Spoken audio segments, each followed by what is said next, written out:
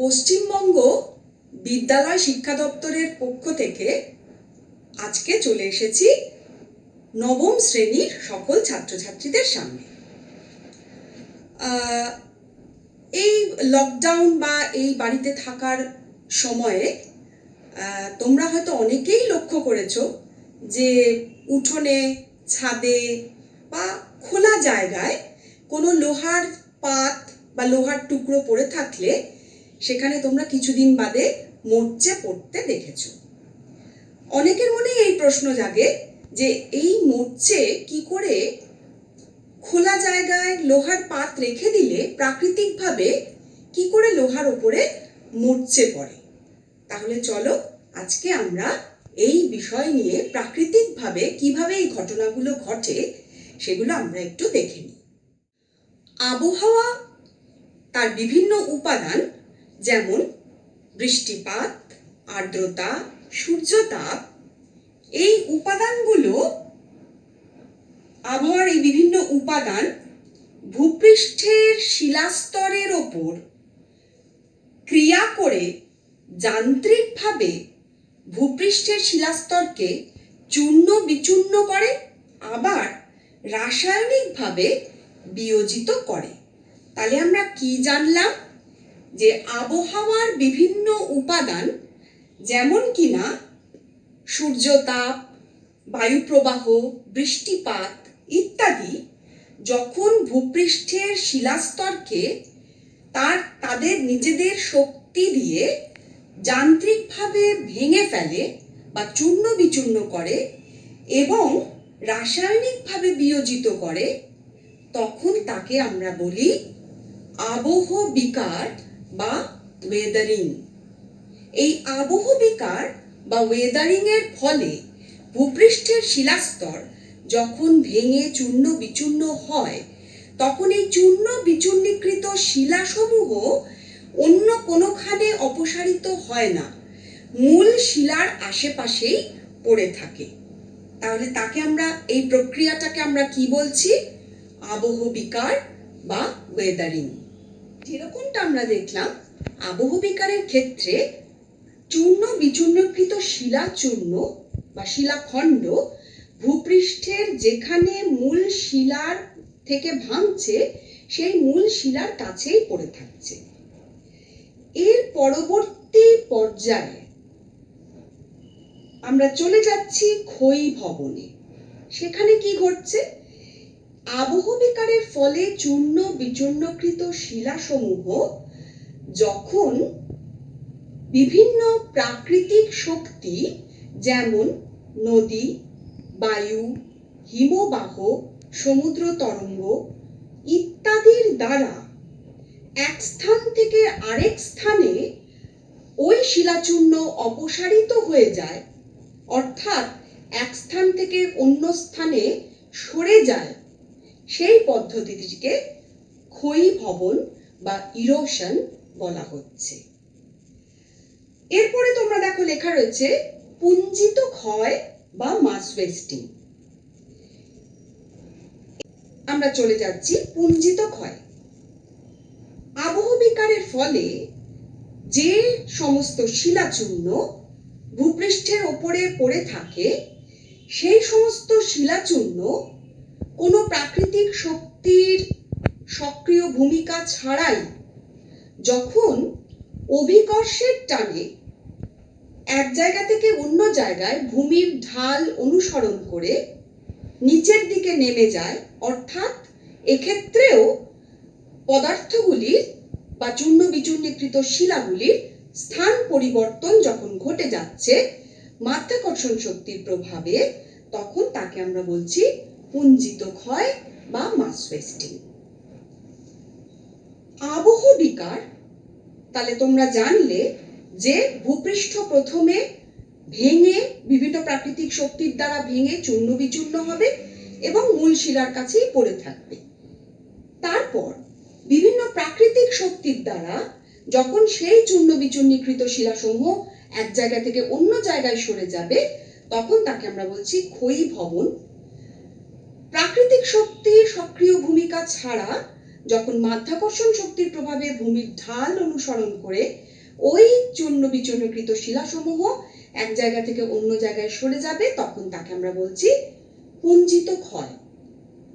এই তিনটে প্রক্রিয়ার সম্মিলিত ফলাফল হলো নগ্নীভবন বা ডেনিউডেশন। দেখো, আমি এখানে লিখেছি আবহবিকার প্লাস ক্ষয়ীভবন প্লাস পুঞ্জিত ক্ষয়, সমান চিহ্ন দিয়ে লিখেছি নগ্নীভবন বা ডেনিউডেশন। সুতরাং এটা আমি বোঝাতে চেয়েছি যে আবহবিকার, ক্ষয়ীভবন এবং পুঞ্জিত ক্ষয় এই তিনটি প্রক্রিয়ার সম্মিলিত কার্যের ফলে ভূপৃষ্ঠের নিচের শিলাস্তর বায়ুমণ্ডলে উন্মুক্ত হয়। যখন আবহবিকার, ক্ষয়ীভবন, পুঞ্জিত ক্ষয় প্রক্রিয়া সক্রিয় হলো, তখন ভূপৃষ্ঠের ওপরের স্তর যখন সরে যায়, তখন ভূপৃষ্ঠের নিচের স্তর উন্মুক্ত হয়। এই উন্মুক্ত শিলাস্তরে আবার পুনরায় আবহবিকার, ক্ষয়ীভবন, পুঞ্জিত ক্ষয় চলতে থাকে।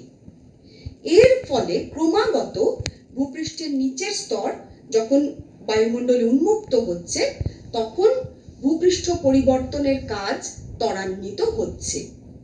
এই প্রক্রিয়াটিকে নগ্নীভবন বা ডেনিউডেশন বলে। অর্থাৎ তাহলে কিন্তু আমরা বলতে পারি যে আবহবিকার যোগ ক্ষয়ীভবন যোগ পুঞ্জিত ক্ষয় সমান নগ্নীভবন। ভূমিরূপ পরিবর্তনে আমরা তাহলে জেনেছি যে আবহবিকার এবং ক্ষয়ীভবন দুটি পৃথক প্রক্রিয়া। এই দুটি পৃথক প্রক্রিয়ার মধ্যে তাহলে চলো আমরা দেখে নিই যে পার্থক্য কি। আবহবিকার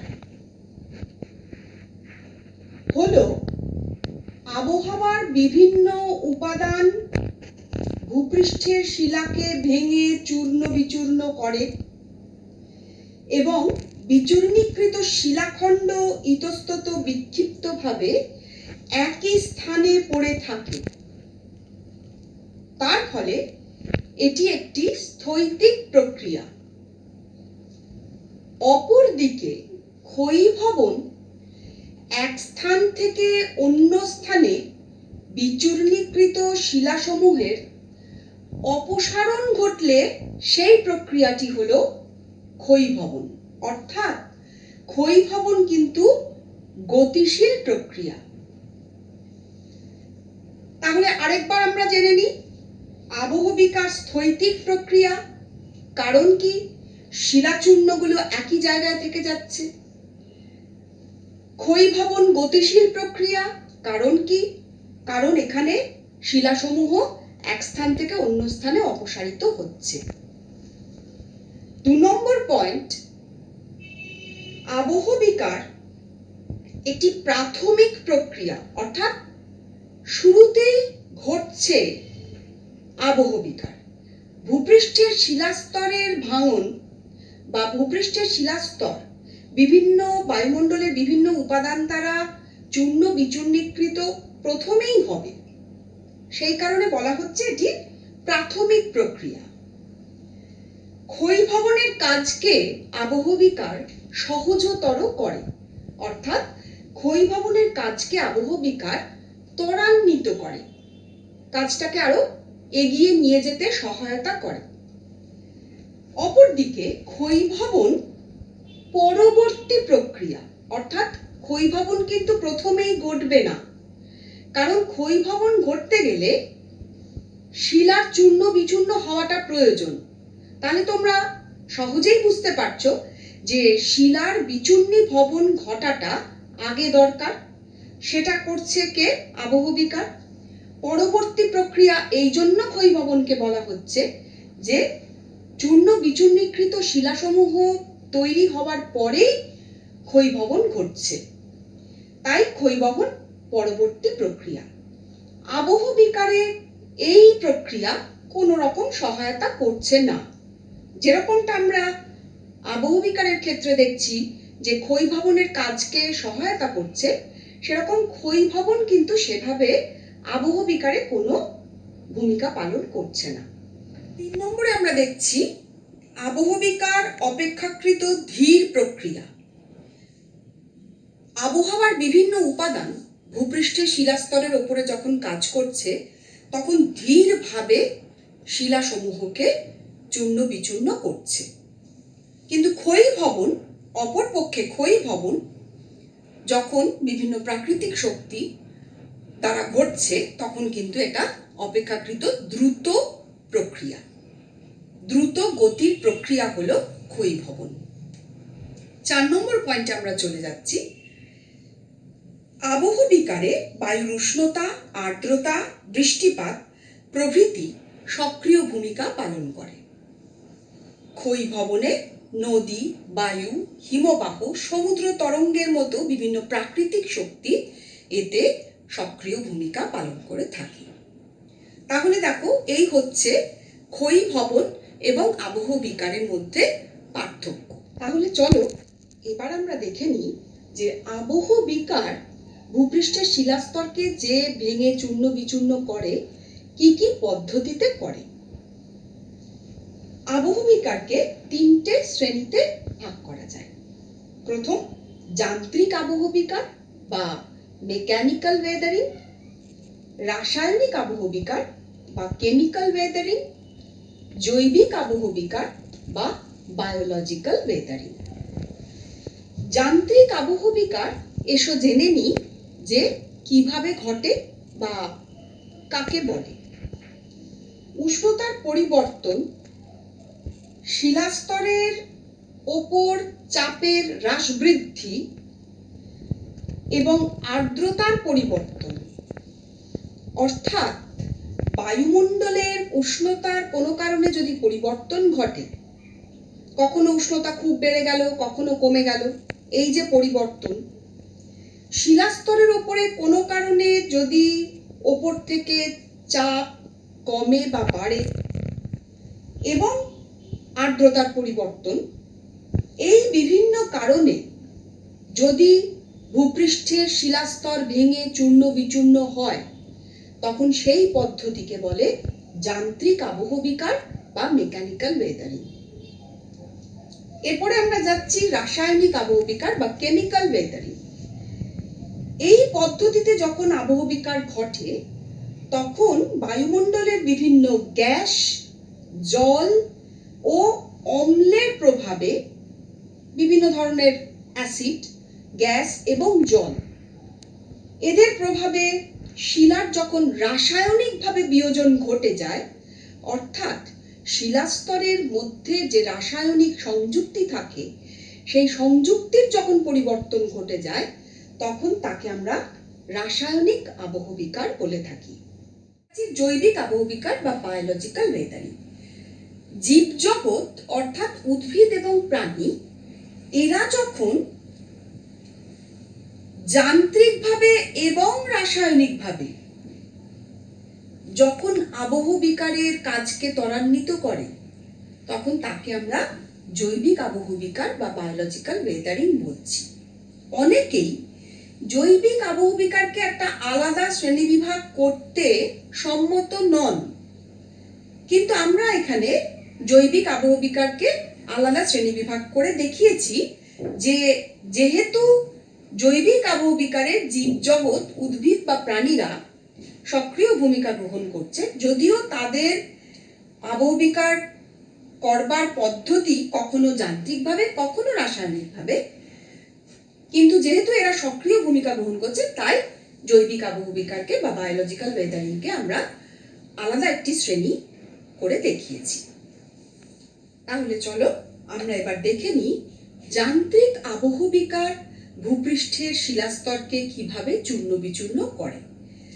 প্রথম যান্ত্রিক আবহ বিকারে যে পদ্ধতিতে আমরা যাচ্ছি সেটা হলো দৈনিক উষ্ণতার দ্রুত পরিবর্তন। তোমাদের আমি আগেই বলেছিলাম যে বায়ুমণ্ডলে দ্রুত উষ্ণতার পরিবর্তনের ফলে যান্ত্রিক আবহ বিকার ঘটে। দৈনিক উষ্ণতার দ্রুত পরিবর্তন এই ঘটনাটা সাধারণত আমরা মরু বা মরুপ্রায় অঞ্চলে দিনের বেলায় অত্যন্ত বেশি উষ্ণতা এবং রাতের বেলায় উষ্ণতার একেবারে হ্রাস অর্থাৎ উষ্ণতা কমে যাওয়া, এই ঘটনাটা মরু অঞ্চলে আমরা দেখতে পাই। অর্থাৎ দৈনিক উষ্ণতার প্রসর, দৈনিক উষ্ণতার প্রসর কাকে বলে? একটি পূর্ণ দিবসে সর্বোচ্চ তাপমাত্রা এবং সর্বনিম্ন তাপমাত্রার মধ্যে যে পার্থক্য পরিলক্ষিত হয় তাকে দৈনিক উষ্ণতার প্রসর বলে। এই দৈনিক উষ্ণতার প্রসর পৃথিবীতে বেশ কিছু জলবায়ু অঞ্চলে খুব বেশি দেখা যায়। তার মধ্যে অন্যতম হচ্ছে মরু বা মরুপ্রায় অঞ্চল। মরু বা মরুপ্রায় অঞ্চলে দৈনিক উষ্ণতার দ্রুত পরিবর্তনে কি কি ভাবে যান্ত্রিক আবহবিকার ঘটে আমরা এখন সেটাই দেখে নেব। সাধারণত তিনটে পদ্ধতিতে দৈনিক উষ্ণতার দ্রুত পরিবর্তনে মরু বা মরুপ্রায় অঞ্চলে যান্ত্রিক আবহবিকার সংঘটিত হয়।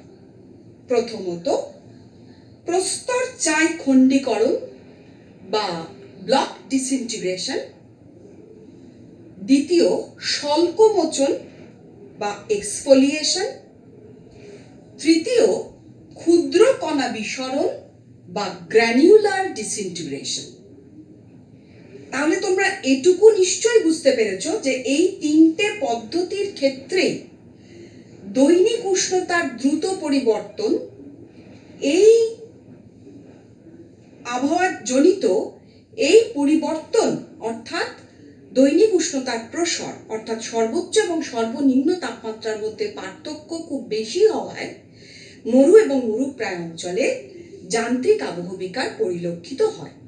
এবারে চলো আমরা প্রত্যেকটা পদ্ধতি অর্থাৎ দৈনিক উষ্ণতার দ্রুত পরিবর্তনে কিভাবে যান্ত্রিক আবহবিকার তিনটে পদ্ধতিতে ঘটছে সেগুলো এক এক করে জেনে নিই। তাহলে আমরা এসে গেছি দৈনিক উষ্ণতার দ্রুত পরিবর্তনে কি কি পদ্ধতিতে মরু বা মরুপ্রায় অঞ্চলে যান্ত্রিক আবহবিকার ঘটে। প্রথমে চলো আমরা জেনে নিই প্রস্তর চাই খণ্ডীকরণ। তোমরা প্রত্যেকেই জানো যে তাপ বাড়লে পদার্থের আয়তন বাড়ে, এটা আমরা সকলেই জানি। আবার তাপ হ্রাস পেলে পদার্থের আয়তন সংকুচিত হয়। মরু বা মরুপ্রায় অঞ্চলে দিনের বেলায় উষ্ণতার অত্যন্ত বেড়ে যাওয়া এবং রাতের বেলায় উষ্ণতা ভীষণ কমে যাওয়া, অর্থাৎ এই যে উষ্ণতার দ্রুত পরিবর্তন তার প্রভাবে দিনের বেলায় শিলাস্তরগুলো প্রসারিত হয়, রাত্রিবেলায় সংকুচিত হয়। এই একবার প্রসারণ এবং সংকোচন, এই টান বা এই চাপ শিলাস্তর সহ্য করতে না পেরে শিলাস্তরের মধ্যে উল্লম্ব ফাটল তৈরি হয়।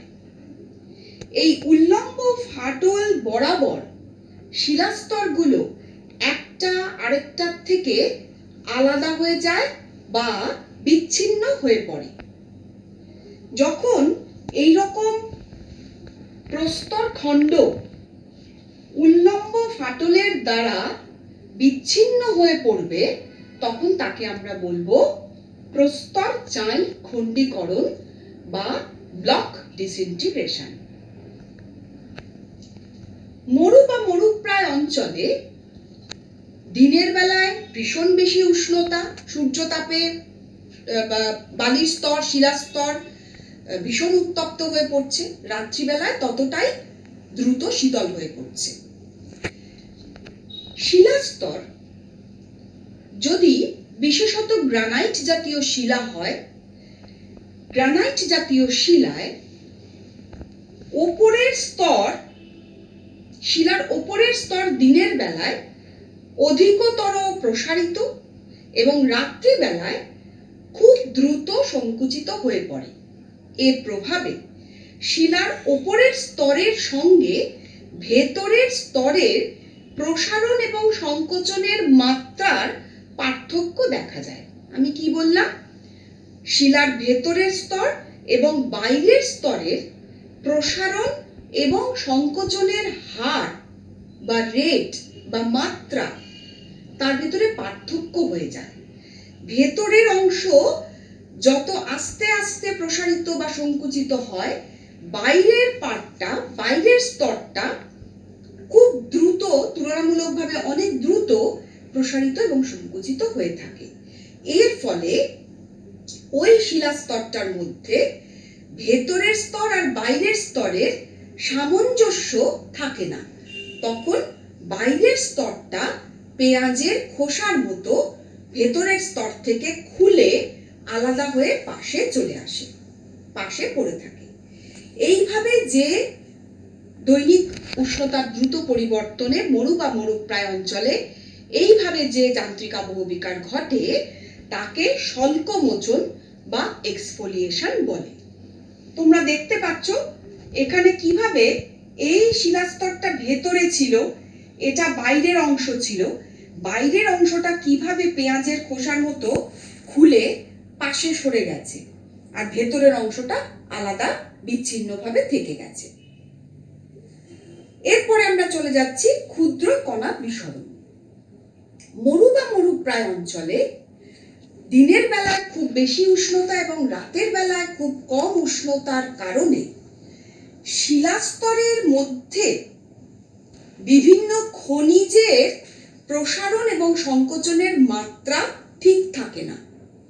অর্থাৎ একটি শিলার মধ্যে নানা রকম খনিজ পদার্থ থাকে, প্রত্যেকটি খনিজের প্রসারিত এবং সংকুচিত হওয়ার ক্ষমতা আলাদা।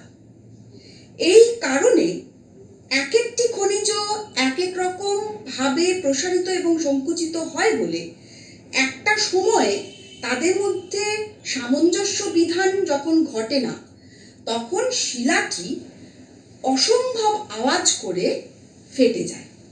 মরু বা মরুপ্রায় অঞ্চলে রাত্রিবেলায় অনেক সময় এরকম শিলা ফাটার আওয়াজ বন্দুকের আওয়াজের মতো শোনায়। এই পদ্ধতিতে শিলা চূর্ণ ওই মূল শিলার আশেপাশে পড়ে থাকতে দেখা যায়। এই পদ্ধতিতে যে যান্ত্রিক আবহবিকার ঘটছে তাকে বলা হচ্ছে ক্ষুদ্র কণা বিসরণ, কারণ মূল শিলা ছোট ছোট কণায় ভেঙে যাচ্ছে বলে। শীতল পার্বত্য অঞ্চলে আমরা আরেক ধরনের যান্ত্রিক আবহবিকার লক্ষ্য করি। তোমরা প্রত্যেকেই জানো যে শীতল পার্বত্য এলাকায় দিনের বেলায় কিছুটা হলেও উষ্ণতা বাড়ে আর রাত্রিবেলায় তাপমাত্রা হিমাঙ্কের নিচে নেমে যায়। পর্বত গাত্রে দিনের বেলায় কোনো ফাটল থাকলে সেখানে জল জমে থাকে। দিনের বেলায় উষ্ণতা বাড়লে বরফ গলা জল শিলা গাত্রের ফাটলের মধ্যে জমা হয়। রাত্রিবেলায় যখন উষ্ণতা হিমাঙ্কের নিচে নেমে যায়, স্বাভাবিকভাবে সেই জল বরফে পরিণত হয়। তোমরা প্রত্যেকেই জানো যে জল থেকে বরফ হলে বরফ আয়তনে বেড়ে যায়। এই কারণে ওই একই ফাটলের ভেতর যখন জল জমছে দিনের বেলায়, সেই জল যখন রাত্রিবেলায় বরফে পরিণত করছে, স্বাভাবিকভাবে আয়তনে বেড়ে যাওয়ার ফলে আশেপাশের শিলাস্তরে প্রচণ্ডভাবে চাপ সৃষ্টি করে এবং এই চাপ সৃষ্টির কারণে শিলাস্তরে ধীরে ধীরে ফাটল তৈরি হয় এবং এই ফাটল বরাবর শীতল পার্বত্য এলাকার উঁচু জায়গায় শিলা ভেঙে চূর্ণ বিচূর্ণ হয়। শীতল পার্বত্য অঞ্চলে যখন এই তুষারের কার্যের ফলে যান্ত্রিক আবহবিকার ঘটছে তাকে বলা হচ্ছে তুহিন খণ্ডীকরণ বা ফ্রস্ট ওয়েদারিং অথবা আইস ক্রিস্টাল ওয়েদারিং। এই আইস ক্রিস্টাল ওয়েদারিং বা তুহিন খণ্ডীকরণের ফলে উচ্চ পার্বত্য অঞ্চলে যে চূর্ণ বিচূর্ণীকৃত শিলাখণ্ডের উৎপত্তি হয় সেই চূর্ণ বিচূর্ণীকৃত শিলাখণ্ডগুলো খুব সূক্ষ্ম আকৃতির হয়ে থাকে, ধারালো হয়ে থাকে। এই ধরনের শিলাখণ্ডকে স্ক্রি বা ট্যালাস বলা হচ্ছে। পর্বতের পাদদেশে এই স্ক্রি বা ট্যালাস পর্বতের ঢাল বেয়ে পর্বতের নিচের অংশে, পর্বতের পাদদেশে এসে জমা হচ্ছে। স্ক্রি বা ট্যালাস জমা হয়ে বা সঞ্চিত হয়ে যে সমভূমি পর্বতের পাদদেশ অঞ্চলে তৈরি করে সেই সমভূমিকে বলা হয় ফেলসেনমার বা ব্লকস্পেট। তাহলে আজকে আমরা আবহবিকার বা ওয়েদারিং অধ্যায় আবহবিকার কাকে বলে, ক্ষয়ীভবন, পুঞ্জিত ক্ষয়, নগ্নীভবন, আবহবিকারের শ্রেণীবিভাগ, যান্ত্রিক আবহবিকার, এই পর্বে আমরা এই পর্যন্ত তাহলে জানলাম। এই অংশের দ্বিতীয় পর্বে আমরা এই অধ্যায়ের বাকি যে অংশ আছে সেই সম্পর্কে জেনে নেব।